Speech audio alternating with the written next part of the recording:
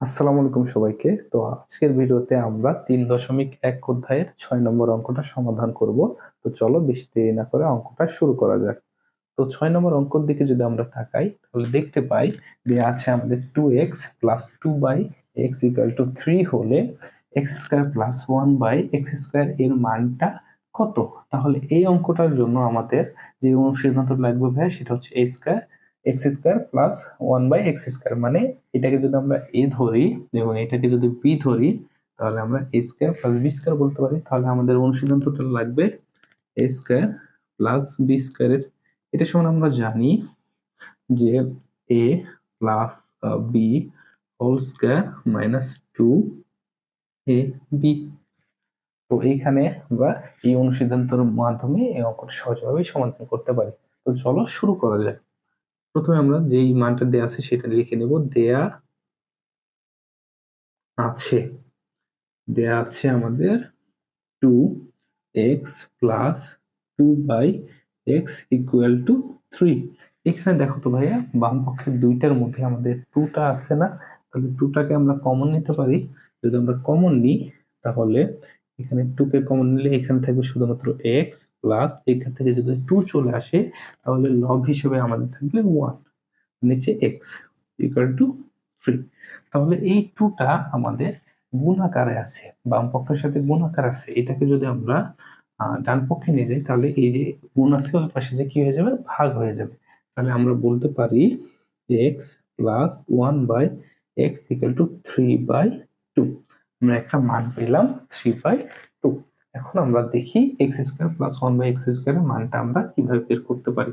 তো আমরা জানি x square plus 1/x square, এটা হচ্ছে আমাদের a এবং এটা যদি b ধরি তাহলে হয় আমাদের সূত্রটা a plus b whole square minus, তাহলে এটাকে যদি আমরা a ধরি তাহলে এটা হয় a square plus b square. তাহলে a square plus b square অনুসিদ্ধান্তটা হচ্ছে আমাদের a plus b whole square minus 2b। তাহলে a এখানে আমাদের x, এই জন্য আমরা x প্লাস b টা হচ্ছে 1/x, এই জন্য আমরা দিয়ে দিলাম 1/x, এটার উপরে হবে আমাদের হোল স্কয়ার। সূত্র থেকে আমরা পাই মাইনাস, এই জন্য আমরা মাইনাস দিয়ে দিলাম এবং সূত্র থেকে পাই আমরা 2টাও দিয়ে দিলাম এবং 2ab। এ হচ্ছে আমাদের এখানে x, এই জন্য আমরা x, এবং b টা হচ্ছে 1/x, এই জন্য আমরা এখানে দিয়ে দিলাম 1/x। এখানে আমাদের এই x আর x কেটে যায়, তাহলে ভাইয়া থাকে কি আমাদের এইটার অংশ আমরা একটা মান অলরেডি বের করে নিয়েছি।